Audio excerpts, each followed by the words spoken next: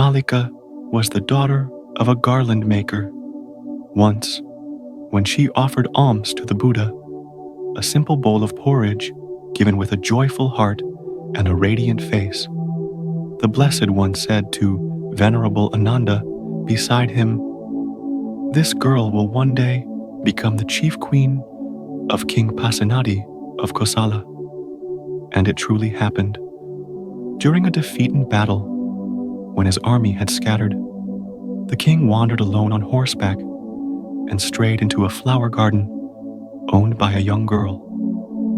Mallika was then only 16. She did not know he was the king. She only saw a weary general, exhausted and worn out. So she cared for him with food and drink in a natural and cheerful manner, enchanted by her gentle voice, innocent laughter, bright eyes, and the tender hands of the garland maker's daughter. The king returned to the palace and arranged a grand procession to bring her into the royal residence, where he crowned her as his chief queen. The Buddha knew she was dearly loved and respected by King Pasenadi, yet he chose to receive her in the most simple way, in the midst of a grove of trees. After exchanging polite greetings, she sat down on the low seat that had been prepared and asked the Buddha what his view was regarding human happiness and whether true happiness really existed in this world. "It does exist, Your Ladyship," the Buddha said, "but as the Tathagata knows and sees, it is unstable, uncertain, deceptive, appearing for a moment and vanishing the next, always changing, always subject to decay, exactly in accordance with the nature of Dhamma." Dhamma, this term, I have not yet grasped its meaning. Blessed One, Dhamma. With that, the Buddha began to explain the nature of all conditioned phenomena, how anything that is formed, constructed, or compounded must inevitably fall under the law of impermanence, lacking any inherent essence, lacking any self. Even concepts, thoughts, and mental states such as joy and sorrow, love and hate, pleasure and pain are governed by that same law, and therefore led to dukkha. Then the Buddha clearly expounded to her the nature of dukkha, the noble truth of suffering, and how it governs all beings in the three realms and the four modes of birth. Such was their first meeting. A few days later, Queen Mallika returned to Jetavana, always accompanied by only a few maidservants. This time, the Buddha did not yet speak about the origin of dukkha, the noble truth of its cause. Instead, he spoke of the heavenly realms, explaining in ascending order the forms of happiness found there, their causes and results, the relationship between mind and its corresponding worlds. On another occasion, the Buddha skillfully opened up visions of even higher realms, of beings who regarded material sensual pleasures as base and inferior, who had cultivated and attained spiritual happiness far surpassing all worldly delights. Seeing that the queen's faculties and karmic conditions were ready to progress further, the Buddha spoke of the happiness of the formless realms, extremely subtle, serene states of bliss that people in this world cannot conceive or imagine. Yet, even the beings in those three realms still remain within the cycle of becoming and dissolution. The final aim of the Tathagata's teaching is liberation from every fetter within all three realms.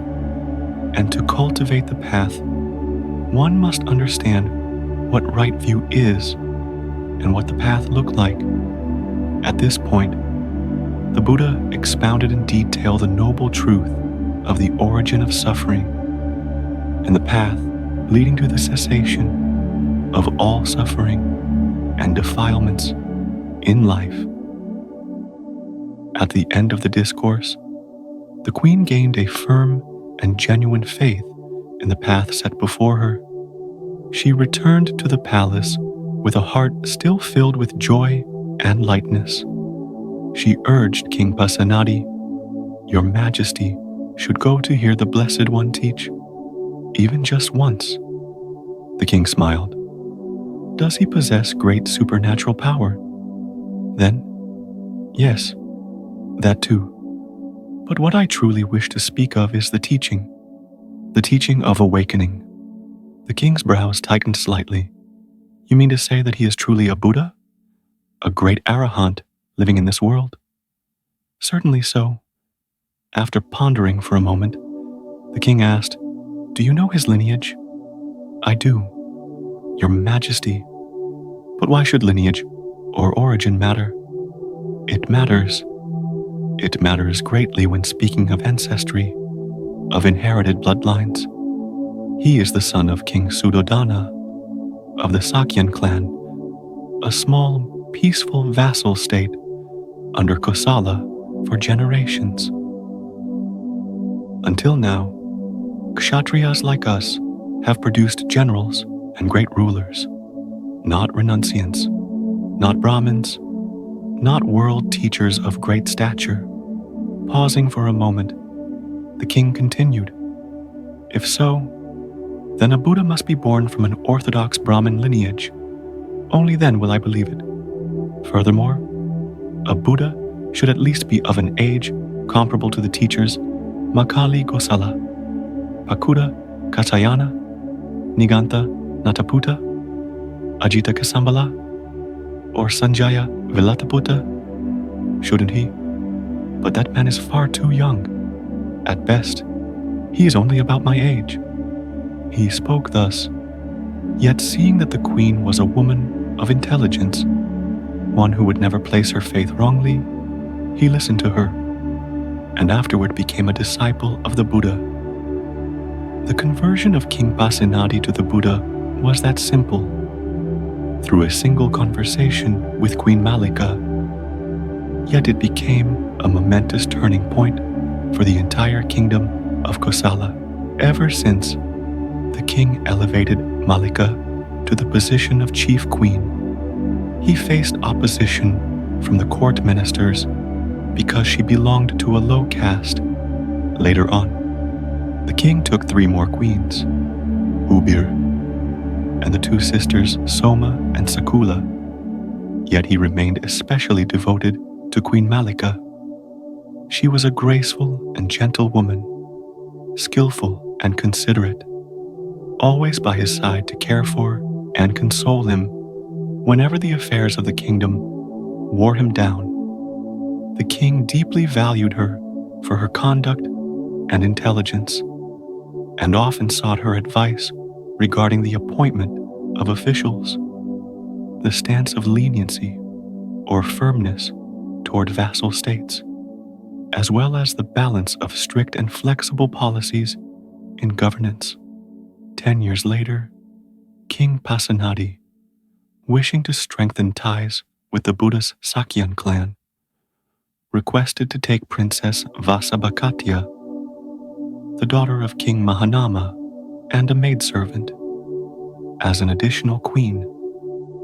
From her was born Prince Vidudabha, who would later rebel against his father and bring about the destruction of the Sakyans. The other day, King Pasenadi had a terrible dream and awoke fearful.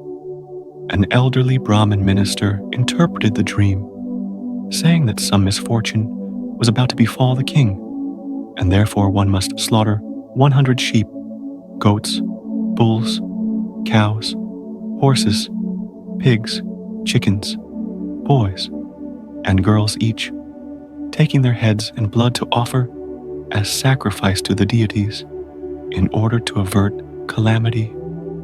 Hearing this, the king ordered the preparation of offerings and sacrificial victims according to Brahmanical ritual. which required the killing of thousands of living beings, both humans and animals, in this grand ceremony. When the news spread, the capital was thrown into turmoil. Everyone feared losing their children and grandchildren, and cries of sorrow filled the air. Upon hearing this, Queen Mallika hurried to intervene.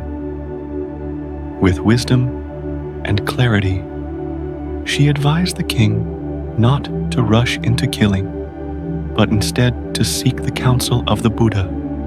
Following her advice, the king went to Jetavana to pay homage to the Buddha, recounting his ominous dream and hoping the Buddha could find a way to dispel the disaster. The Buddha said, "Be calm, great king. The Tathagata will indeed avert the misfortune. Now let the Tathagata ask you this. When one kills a creature, when its head falls and its blood flows, at that moment, is the mind wholesome and good, or unwholesome and evil? A mind that kills, that takes life, how could it ever be wholesome or good? Thank you, great king, for understanding. Now allow the Tathagata to ask further. Killing a single life is unwholesome and evil. Killing 1,000 lives increases that evil 1,000-fold. How then could one use 1,000-fold evil to pray, to beg the deities, to ward off disaster for the king? How could one plant a bitter seed, 1,000 bitter seeds, and hope to harvest a sweet fruit, a wholesome fruit? Great king, you are a person of wisdom. Please answer the Tathagata. King Pasenadi turned pale and remained silent. Furthermore, the Buddha continued, if there truly are deities, then they are beings of higher evolution, possessing blessings far superior to those of humans. How could such exalted beings possibly delight in consuming the severed heads and the blood of animals offered by the great king? And if there existed some deity who enjoyed such things, then that being would be wretched, base, and inferior to humans. It would be a demon, an evil spirit, a malevolent yaka. How could such dark, unwholesome beings protect you or dispel misfortune for the great king? Hearing this, the king suddenly felt clarity dawn within him. Please, blessed master, let your disciple hear more. Then one must do the opposite. Great king, said the Buddha, one must intend and cultivate a wholesome deed. One wholesome deed, 1,000 wholesome deeds. And through the power of these 1,000 good actions, any misfortune, if it exists at all, will immediately be dispelled. Your disciple understands completely and clearly sees the error in blood sacrifice. But just now, blessed master, you use the conditional phrase, if it exists. I do not fully understand. Indeed, the Buddha nodded. The Tathagata sees clearly that there may not be any misfortune at all, for dreams arise when the mind and intellect are in a wavering, drowsy state. In that state, various perceptions combine and fabricate images of the present, past, or future, but they are not truthful. A dream may be auspicious or inauspicious, and astrologers, from ancient times until now, interpret dreams mainly for the sake of livelihood, to earn money, rather than out of genuine concern for the troubled one. If the dream is truly inauspicious, then what should be done, blessed master? Then it depends on the great king. Should you perform 1,000 wholesome deeds to dispel misfortune, or perform 1,000 unwholesome deeds to increase guilt and wrongdoing? With such skillful reasoning and profound wisdom, the Buddha led the king to understand the proper way of giving, keeping precepts, accumulating merit, and cultivating wholesome actions from that day forward. And, in truth, behind all of this was one person offering steadfast support and guidance, Queen Mallika. And so, the very next day, the king invited the Buddha and a sangha of 1,000 bhikkhus to the palace for a grand offering. The Buddha and the sangha recited blessings, wishing that through this meritorious act, the king would be freed from danger and misfortune. And indeed, in the days that followed, the king felt a deep sense of peace. A fresh, pure breeze seemed to enter the spiritual life of the inner palace, the royal residence, and even the court officials. Queen Mallika was the happiest of all, for she was truly a virtuous and noble companion, wise and gentle, who had gracefully extended her lotus-like hand to guide her powerful, illustrious husband onto the right path. And moreover, through her discernment, countless innocent animals were spared from slaughter. Just a few days later, the Buddha ordained the young man, Sunatta, a humble scavenger who carried human waste, and accepted him into the Sangha. News of this quickly spread and shook the entire city of Savatthi. The matter reached the ears of King Pasenadi as well. Among the ministers, some openly objected, some smirked, and others remained silent. In her heart, Queen Mallika praised the Buddha, but outwardly she pretended to inquire about the king's opinion. The king replied, "You are of the Sudra caste. In the past, when I elevated you to chief queen, public opinion was just as noisy. It was then that I quietly began dismantling the caste barriers. As for the Blessed One, I vaguely understand that he too has been breaking down caste distinctions ever since he accepted the courtesan Ambapal into the fold. But unlike me, he does it openly, nobly, and without hesitation, especially when he ordained a slave right on the roadside, in full view of the entire population. Admirable, truly admirable." Queen Mallika felt overjoyed. "Thank you, great king. You are truly kind-hearted." Then, cautiously, she continued, "But some people, especially among the Brahmins, the Khatiyas, and the scholars, might say that the Buddha is overturning the social order, disregarding the established norms and ancient traditions handed down by our ancestors." "Your Majesty," King Pasenadi burst out laughing. Morality, using morality as a facade. A good, virtuous human being. That is the true morality. My queen, I do not agree that maintaining those old traditions is moral. That kind of morality is superficial, false morality.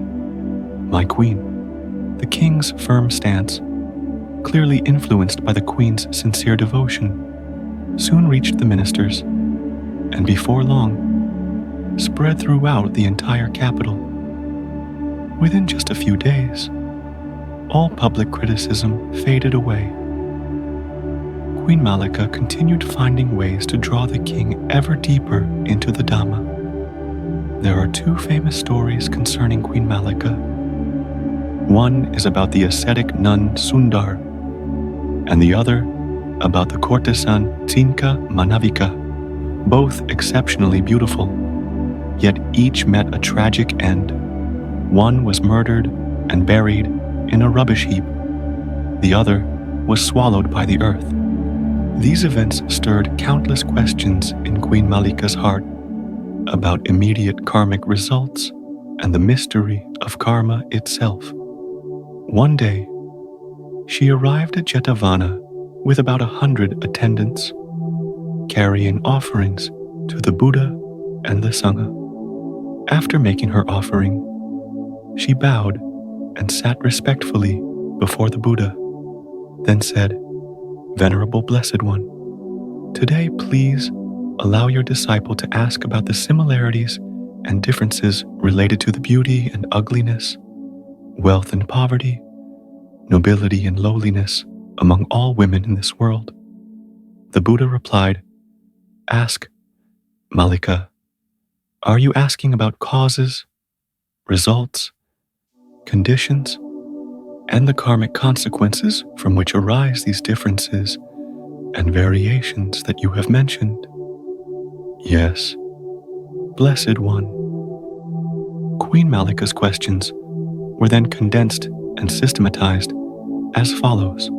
First, due to what cause and what condition do some women in this world have unattractive physical appearance, distorted facial features, rough and dry skin, while also living in poverty, hardship, and servitude, in lowly and inferior positions that make others avoid or look down upon them?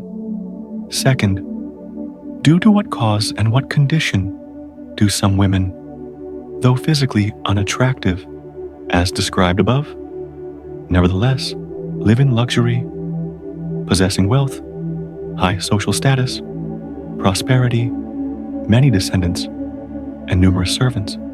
Third, due to what cause and what condition do some women who possess harmonious facial features, graceful demeanor, and extraordinary beauty, causing admiration wherever they go, yet live in poverty, lacking food, clothing, wealth, property, position, or recognition in society?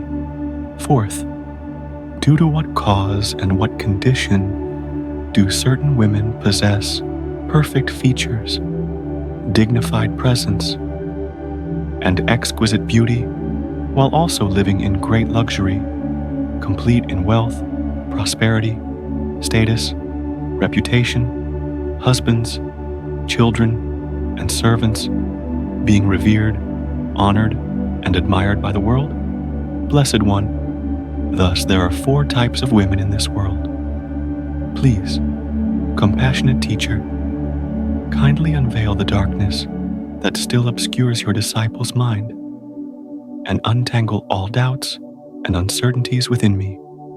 After listening, the blessed teacher expounded, Queen Mallika, in summary, there are 4 categories of women.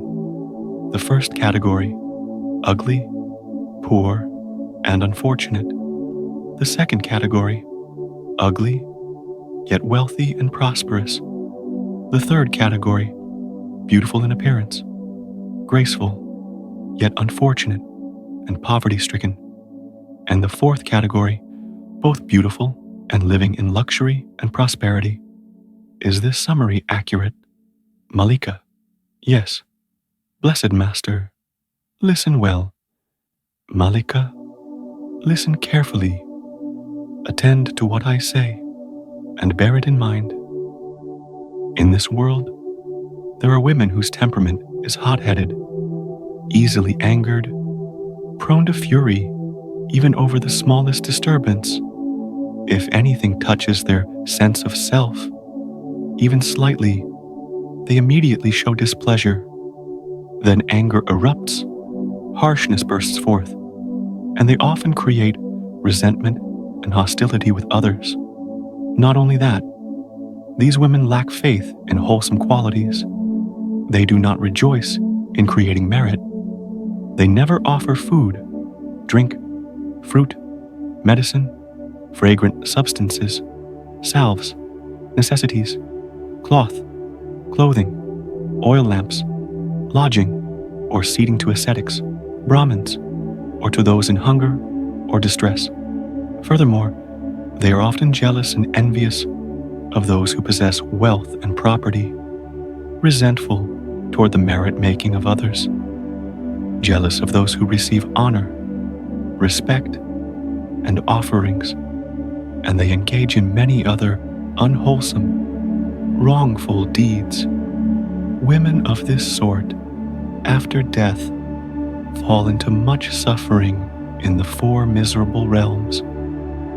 If, due to the influence of some wholesome karma from the distant past, they are born again as humans, they will fall into the first category: ugly, poor, lowborn, and miserable.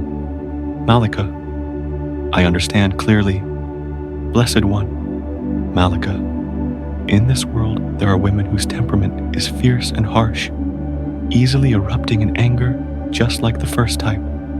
Yet they possess faith, delight in creating merit, and know how to offer food and robes to ascetics, Brahmins, or to those who are impoverished and suffering. These women also have other wholesome qualities. They do not harbor jealousy toward those with greater gains. They do not envy those who are praised and honored. They do not resent those who receive respect and offerings from others. In addition, they perform many other upright and wholesome deeds. Women of this kind, after passing away, are often reborn in fortunate realms. However, if they return to the human world, they will fall into the second category, possessing an unattractive appearance, yet living in honor and wealth. Mallika, I understand. Blessed Master, in this world, there are women who have little or no anger in their hearts, always gentle, kind, calm, with a bright and cheerful countenance, even when someone speaks harshly or offends them. They do not become upset, do not grow angry, do not flare up. They never hold grudges and never create hostility with anyone. However, they lack faith, do not delight in creating merit, and do not offer food, robes, or shelter to ascetics, Brahmins, or to those who are poor and starving. Moreover, they are jealous of those with greater gains, envious of those who receive praise and affection, resentful of those who are respected and offered gifts. They also engage in other wrongful and unwholesome actions. Women of this kind, after death, if reborn as humans, fall into the third category, blessed with exceptional beauty, yet living a life of darkness, poverty, and misfortune. Mallika, I now understand the causes and the results. Blessed Teacher, in this world, there are women who have little or no anger in their hearts, always gentle, loving, cool-tempered, their countenance ever bright and joyful. Like the third type mentioned above, they also possess faith, delight in creating merit, and know how to offer food and robes to ascetics, Brahmins, and to those who are destitute and starving. These women further possess many wholesome qualities. They harbor no jealousy toward those with greater gains, no envy toward those who are praised and honored, no resentment toward those who receive respect and offerings from others. In addition, they perform many other upright and wholesome deeds. Women of this kind, after passing away, are usually reborn into fortunate realms, and if they return to the human world, they fall into the fourth category, possessing extraordinarily beautiful features, and their blessings in wealth, fame, status, husband, children, and servants are all complete, receiving the respect and admiration of everyone. Mallika, after explaining and analyzing clearly the causes and results behind the four kinds of women in this world, the Blessed One concluded as follows: because of a hot temper, frequent anger, much ill will, easily given rise to resentment and enmity, with a face always scowling and harsh.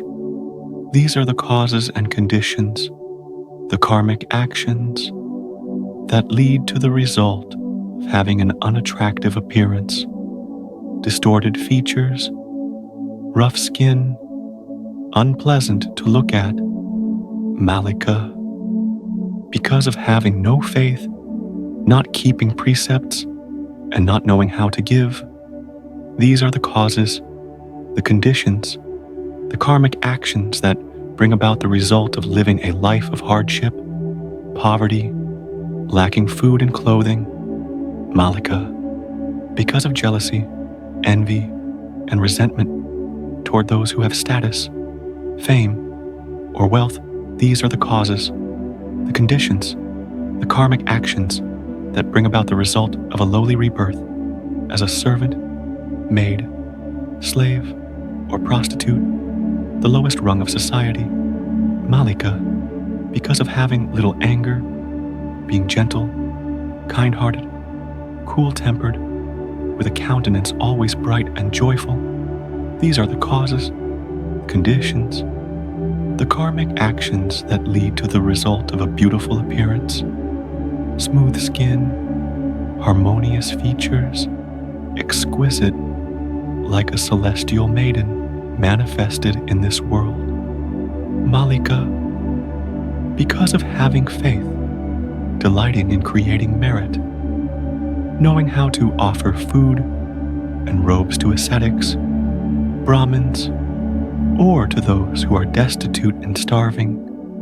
These are the causes, the conditions, the wholesome karmic actions that bring about the result of wealth, prosperity, abundance in fortune and resources, Mallika.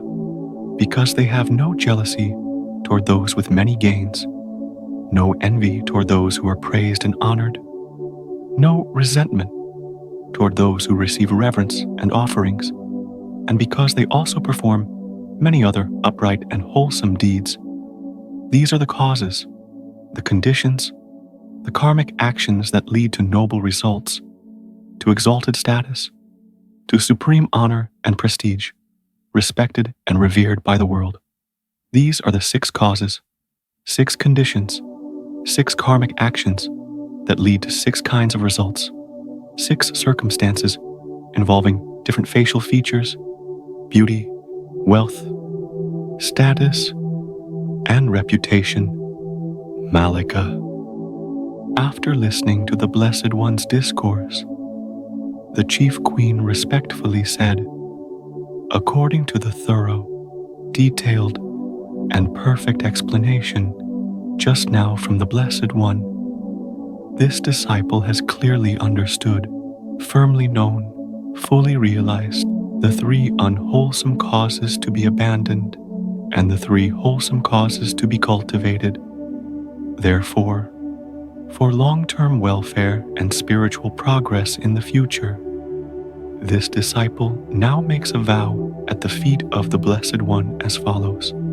From this day onward, this disciple vows to abandon a hot temper, anger, ill will, the tendencies that easily create resentment and enmity, the habit of a face always frowning and harsh, and will establish the mind to cultivate gentleness, kindness, cool-temperedness, and a countenance always bright and joyful, so that in future lives I may obtain an even more perfect beauty than in this one.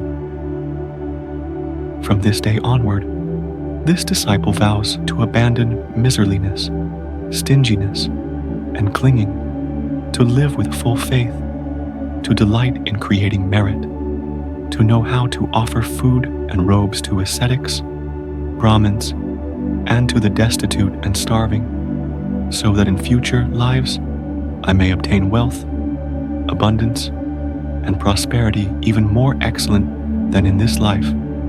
From this day onward, this disciple vows not to be jealous of those who have many gains, not to envy or resent those who are praised and honored, And moreover, this disciple will respect them, rejoice with them, so that in future lives this disciple may attain prestige and noble status in realms even greater than this one. Reverently, Blessed One, in this kingdom, among all the women belonging to various clans, Brahmin, royal, warrior, merchant, this disciple holds a uniquely distinguished and exalted position above all of them.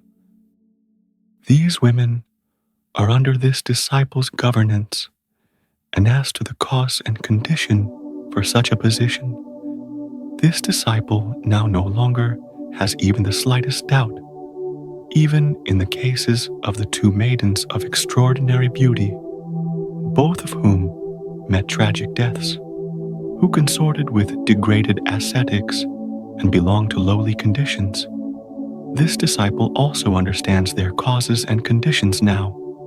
Reverently, Blessed One, this disciple is immensely joyful because of your noble teaching, so exceedingly clear and illuminating. This disciple respectfully asks the perfect teacher to bear witness once more that this disciple is a laywoman of pure faith, who will continually support the Sangha from now until the end of life. This discourse, being suitable for the many who aspire to create meritorious deeds, conditioned by wholesome karma, was often taught by the elder monks in many places, and it has always captivated the lay community, especially the women. A few days ago, King Pasenadi thought to himself, the beauty of Queen Mallika may not be dazzling or celestial, nor is it as splendid and majestic as that of other royal consorts. Yet the gentleness, kindness, and softness within her are unmatched. It is those qualities that I cherish. I have granted her jewels, authority, and even allowed her to take part in matters of state. Now, ever since she encountered the Blessed One's teachings, that feminine grace of hers seems to have become even more tender, more refined, more serene than ever. Oh, how deeply I love her. Though I know that loving someone so deeply brings sorrow and vulnerability, I cannot be apart from her, not even for a single day. Unable to conceal his feelings, the king confessed this to her the other day. Gazing at her with adoration, he said, I love you this much, but I do not know whether you love me just as deeply. She replied, Of course I do, Your Majesty. The king continued, When I reflect upon it all, among those whom I love, you are the one I love the most. And you, do I hold the place of the one you love most as well? This question touches upon the Dhamma. Queen Mallika thought swiftly, then replied with tact, It is true that I love Your Majesty, and in this world there is no affection toward any second person, not even toward one's own children, that can compare to it. However, if Your Majesty asks whether you are the one I love the most, then that matter should be considered more carefully and thoroughly. Your Majesty. The king frowned. Why so? Mallika said, Because the Blessed One has taught in a discourse, in this world, every being loves themselves more than anyone else or any other creature. The king frowned again. So, that means the one you love most is yourself, not me? Is that what you mean? Queen Mallika smiled. Before answering that question, may I ask Your Majesty a few questions? Ask, why does Your Majesty love General Banhula? The king answered, that is an old story. In those days, when studying at the university in Takasila, I had two close friends, One was Bandhula, the prince of the Malla clan from Kusinara. The other was Mahali, prince of the Lichavi clan from Vesalva. All three of us were outstanding students, taking turns, ranking first in our class. When we returned to our homelands, I ascended the throne. Prince Mahali, after a martial arts performance accident, became blind, so he only served in a modest official position. Prince Bandhula, dissatisfied with his own clan, brought his entire family to live here under my rule. I appointed him commander-in-chief of the army. He is exceptionally skilled in many fields, especially masterful in both literature and martial arts. He is the only one with whom I can confide matters of the court and of the kingdom. With him as commander-in-chief, no king would dare threaten our borders or provoke war. Thanks to him, I can sleep peacefully, free of worry. How could I not love a man like that?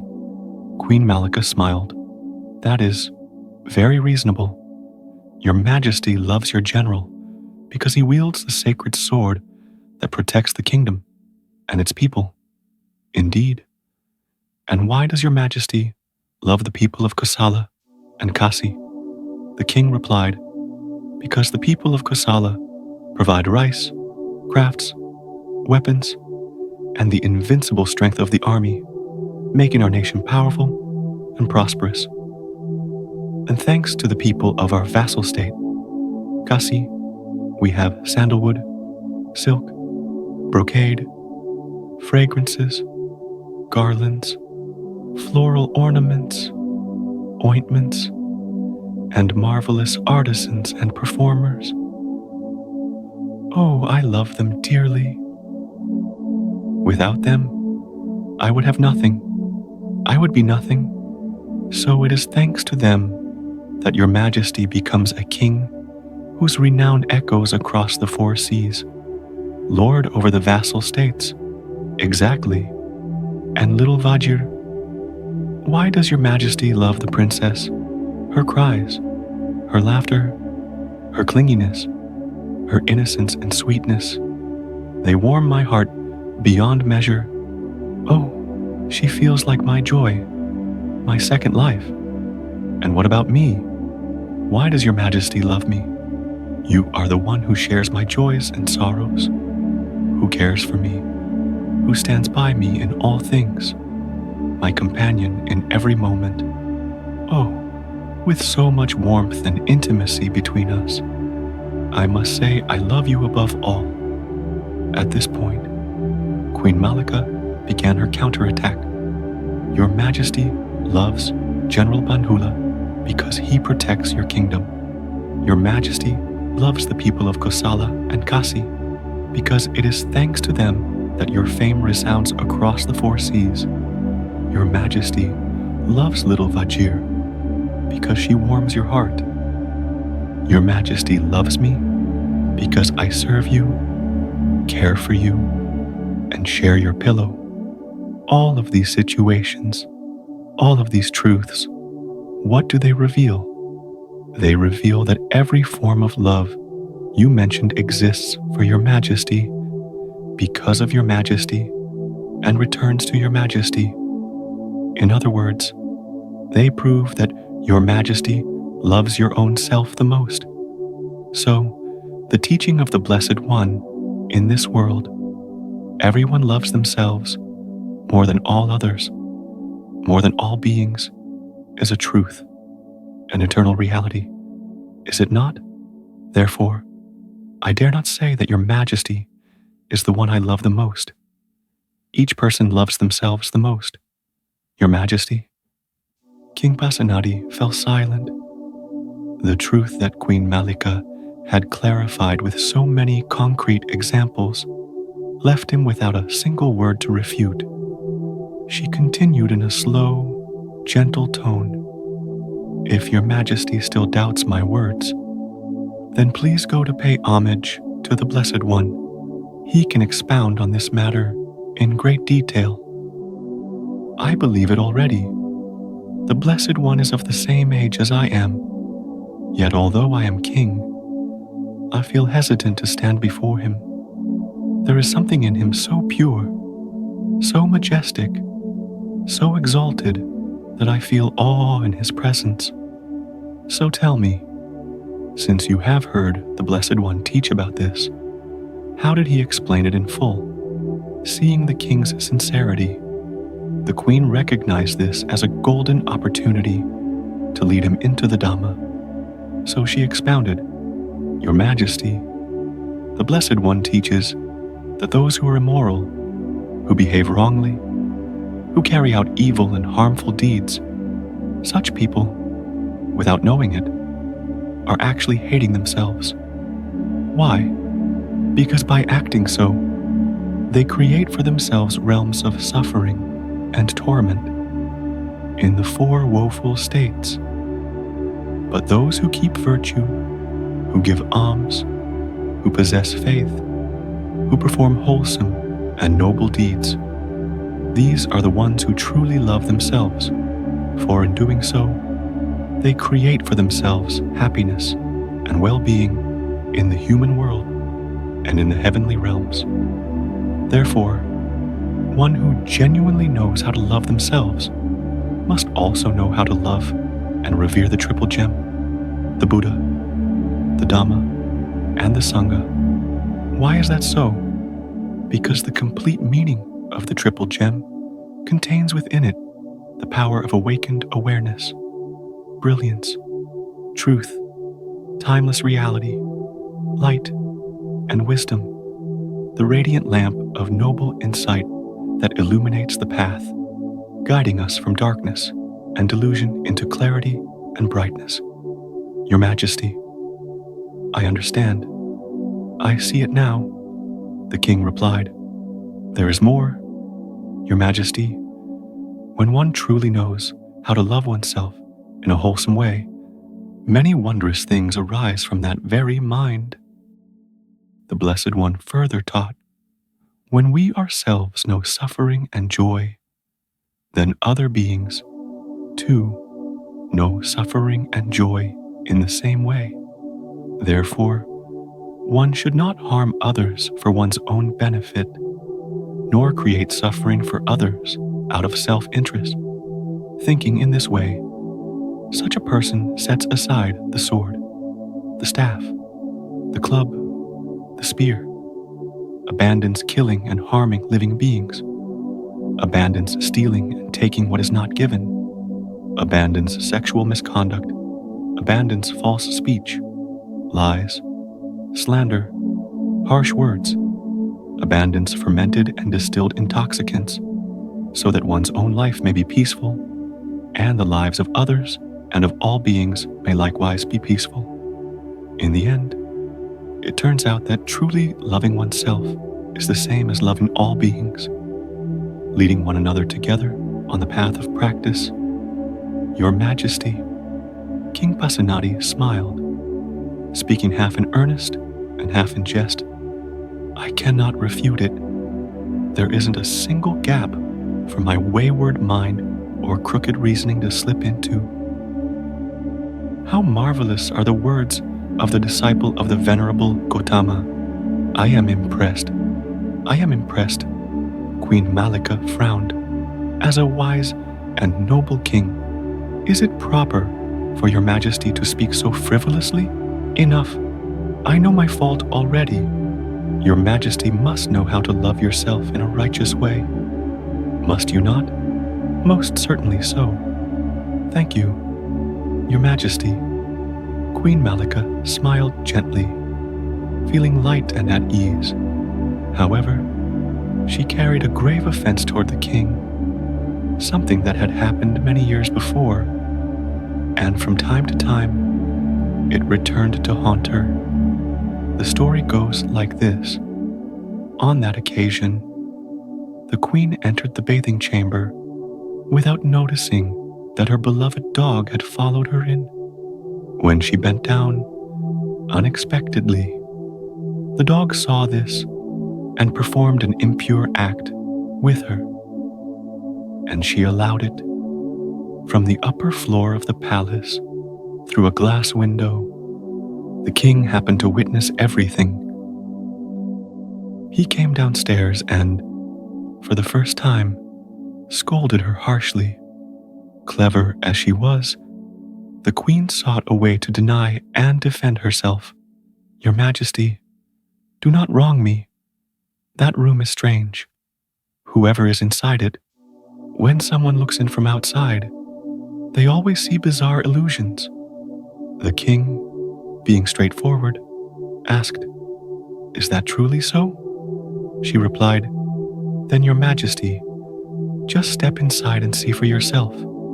The king entered, and the moment he closed the door, the queen cried out from outside, "Your Majesty, why are you doing something shameful with that female goat?"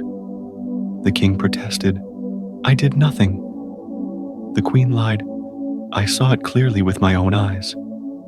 Believing her words, the king let the matter go and never questioned her again. Yet, Queen Mallika always felt uneasy about it. Although she had deceived the king, she had committed a grave offense. The Buddha knew this. The elder monks and nuns endowed with higher knowledge also knew it.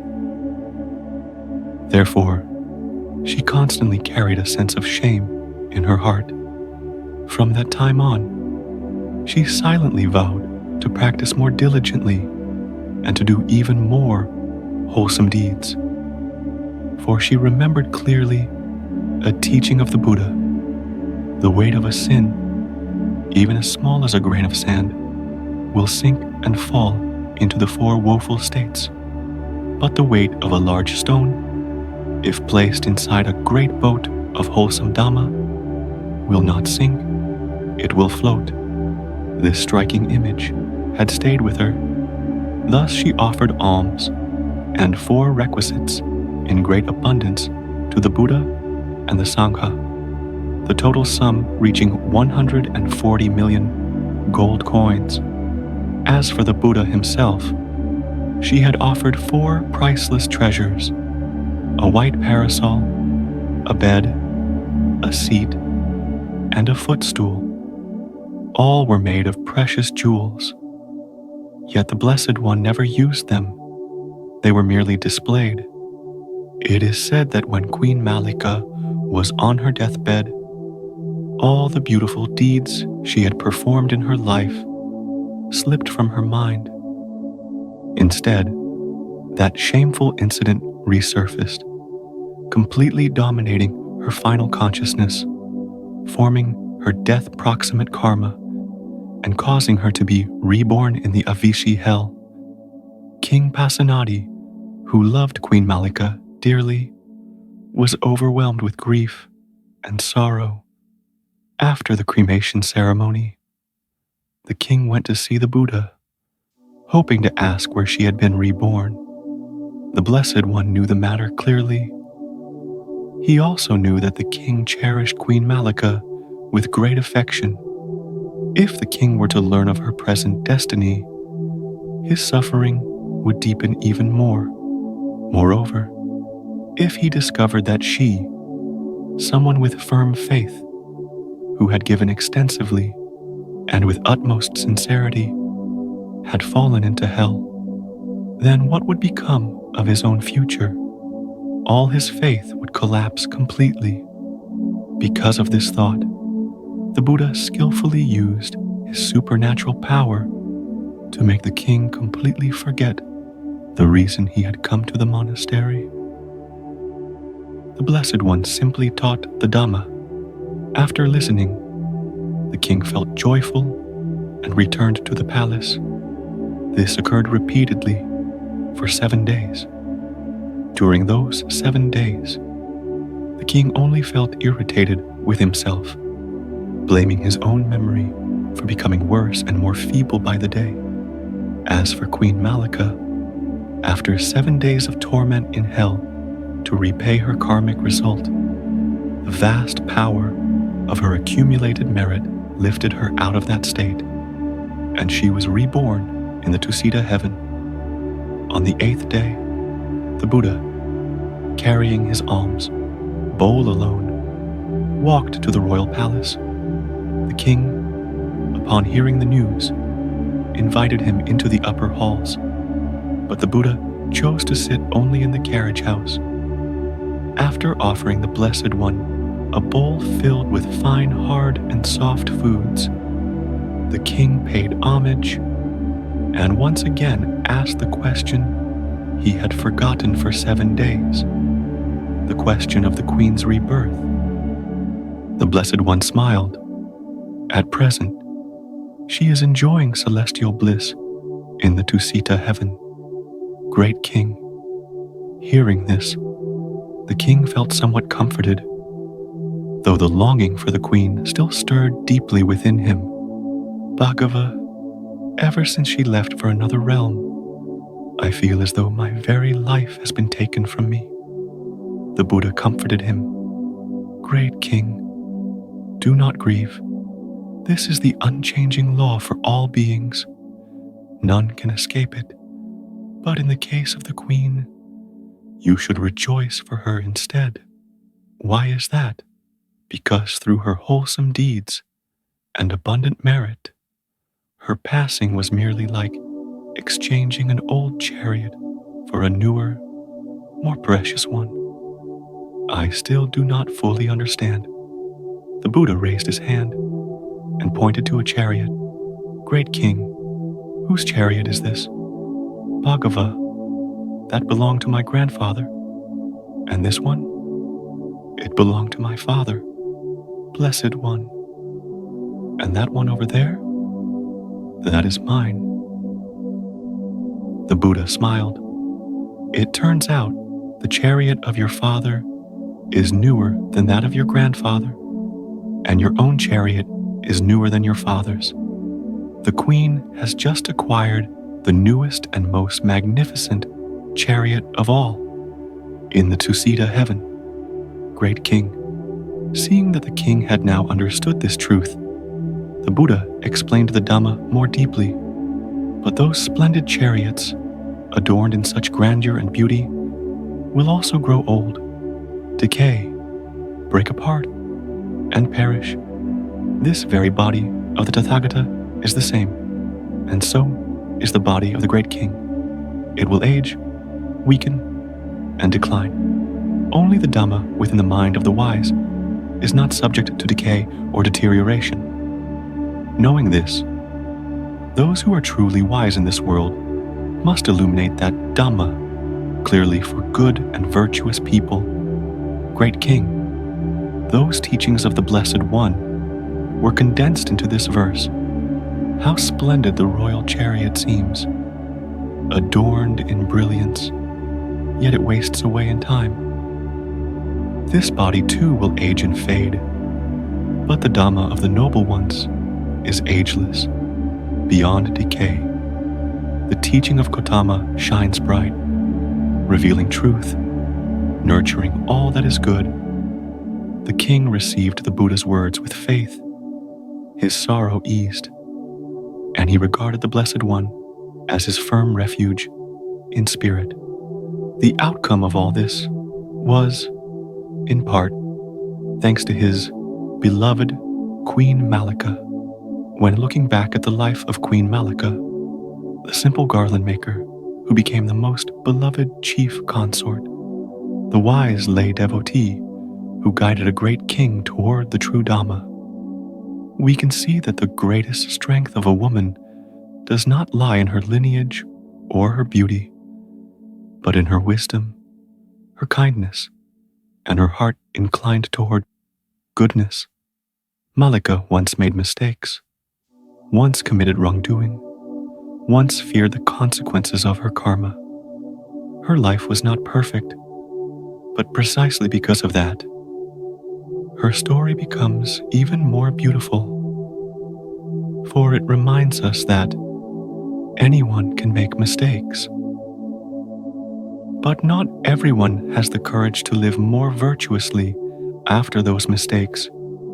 Throughout her life, Mallika chose to live with reverence for the Dhamma, with gratitude, with wholesome deeds, and with a bright heart that wished to help others, even saving thousands of lives in the king's disastrous sacrificial ritual. And it was those very wholesome actions that supported her through her final moments, lifting her beyond the weight of her near-death karma and bringing her rebirth in the Tusita heaven, even though she had momentarily fallen into the hell realm. That is the clearest proof that merit is real, karma is exact, and no wholesome deed is ever forgotten, not even a single drop. If you found this story meaningful, please like and subscribe. Don't miss the profound lessons from the lives of the noble women in the next video.